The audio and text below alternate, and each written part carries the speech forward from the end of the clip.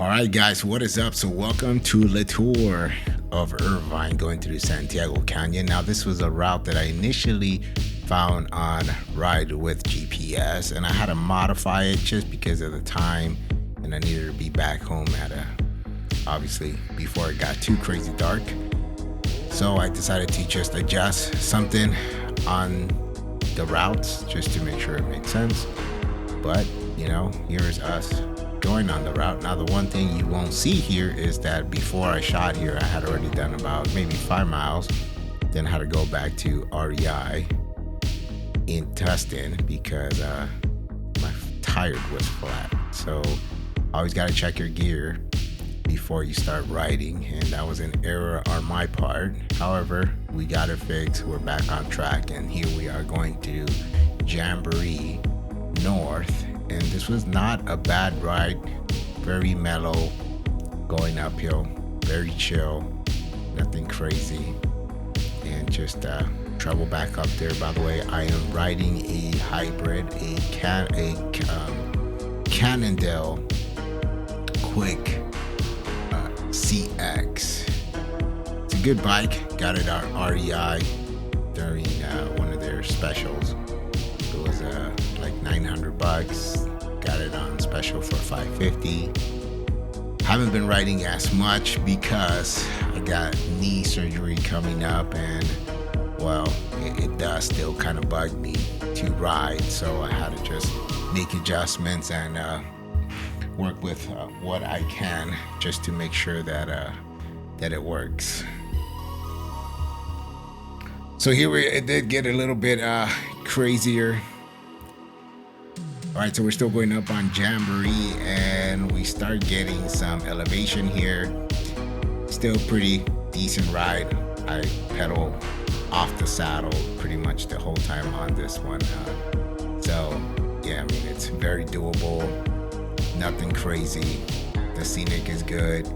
I'm trying to adjust the GoPro here, but for some reason, it kept on dropping, although the screw was pretty tight. But I think it probably has to do something where it's just worn out or not sure what the problem is. Also, it did keep on dying on me. By now I had already changed the battery, and these batteries were 100% charged.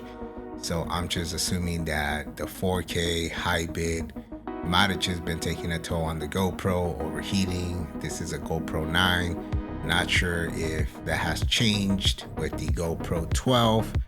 Maybe, I don't know, I might consider an upgrade. I really like the GoPro because, again, things like this, you can shoot outdoors and it pretty much does everything for you. You don't have to edit or anything else, but it does get annoying when it shuts down on you.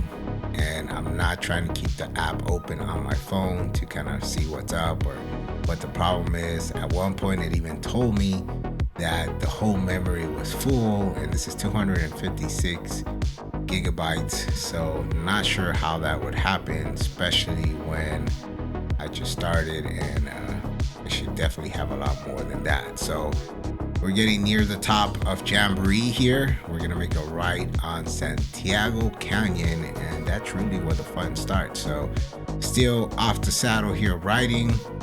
Pretty good ride. Not too many traffic, which was cool. This was later in the day after 4 p.m. On Labor Day, so not too many people out. I did run into a gentleman on a bike that mentioned that you kind of have to really stay on the right side here because you do have a lot of crazy drivers, especially on the holidays. After a few drinks, they're just not paying attention, checking on their phone. So knock on wood, nothing like that crazy has happened to me yet, but I have heard horror stories. Oh, that's thumbs up that I made it up the hill. So pretty much flat here towards the end of Jamboree.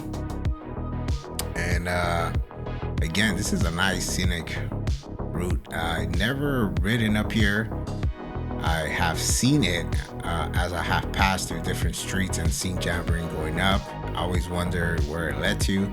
I have seen this specific street, which is still Jamboree, but as I'm coming down, when we go to the Inland Empire for work, I'm in real estate, so I'm showing properties. I take the toll road back, and I seen it, and you'll be able to see the bridge here shortly.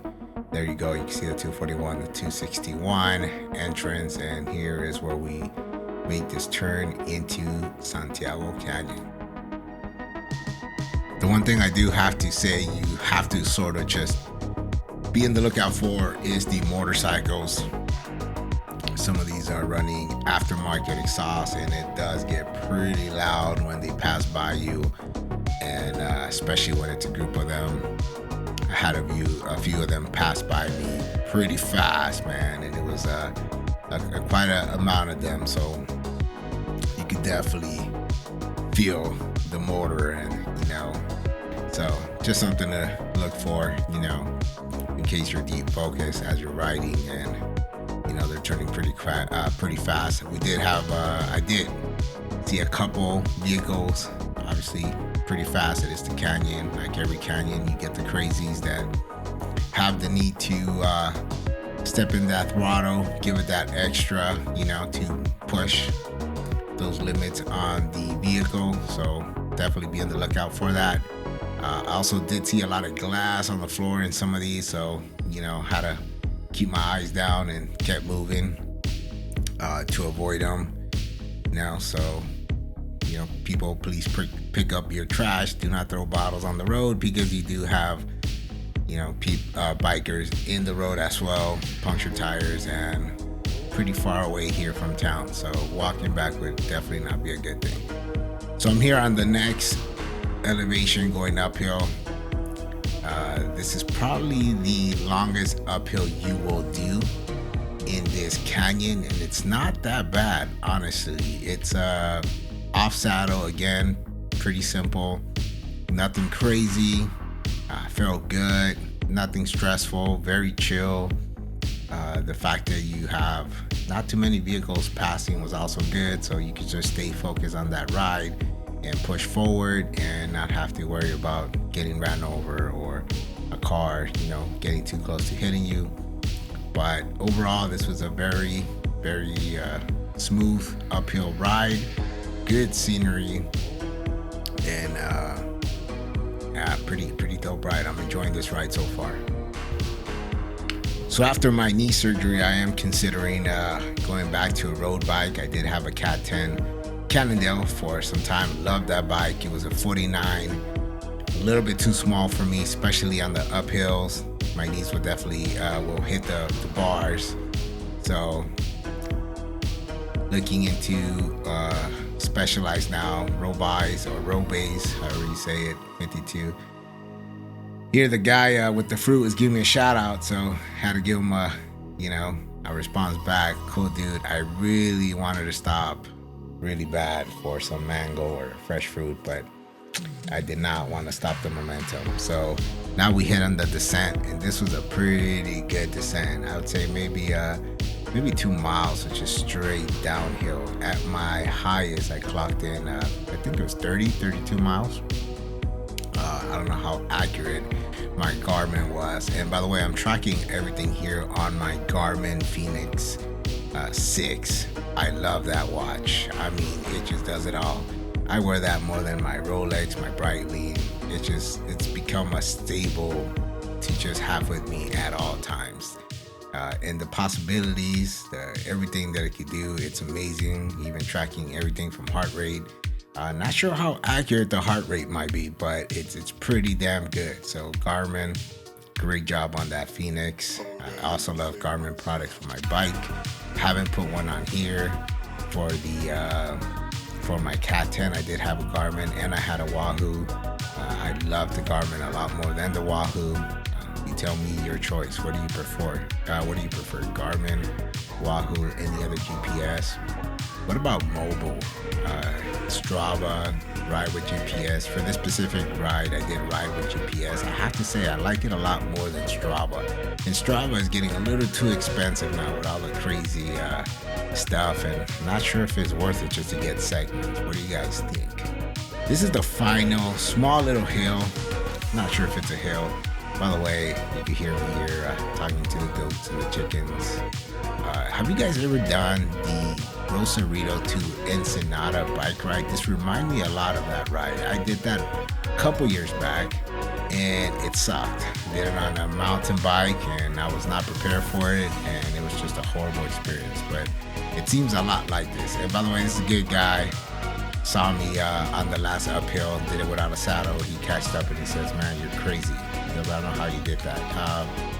Forgot his name, couldn't catch his name, but he is 68, I believe he said he was, and he rides 100 miles a week. And I have to give it up to this guy, man, because he stayed up with me this whole ride until I almost got home. Then he turned back to come through this canyon again, going the other way to get back home. So he was probably not gonna get home until probably 7 p.m. And that is pretty crazy. So my legs were dying by the end of this ride. I was cramping, and it was only a 35-mile ride. The last time I did a long ride, I think I hit 42 miles and my legs were done. So man, the fact that this guy still went back up here after he rode with me for a bit down, and it's just my hats out to him, but I appreciate it. Really cool guy. We're talking stories. A lot of his family is Marines, military. We're talking about that and guns and how he's a gun enthusiast and he goes shooting. So a lot of good stuff. By the way, another thing I want to mention here on Santiago Canyon, and it's before he ran into me a couple miles back, there was a dead body on the floor. Pretty crazy. By the time I saw it, he was like maybe 500 feet in front of me, and then it just got stormed with sheriffs and everything, and then they quickly covered him. So very interesting. Not sure what happened. Didn't look like it was a motorcyclist or somebody got hit. He was wearing looked like black boots, so not sure what happened. So I said bye to my friend as he turned back up to go back to Canyon, and I am almost home, and we are passing now by the Great Park here in the back end of Irvine. Pretty flat here. This was actually very smooth, cool ride. There's so many options that you could go.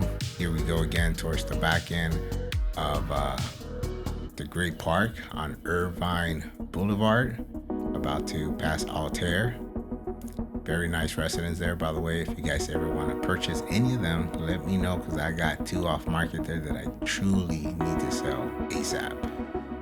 We are almost here to my end destination. Here I'm probably in mile maybe 30 already, 31, and this is where my legs started cramping pretty bad. So final stretch here home, and we're about to complete this ride, guys. So total time was 2 hours and almost 3 hours, 24 minutes, and total mileage here was 34.6 miles. So hope you enjoyed that ride.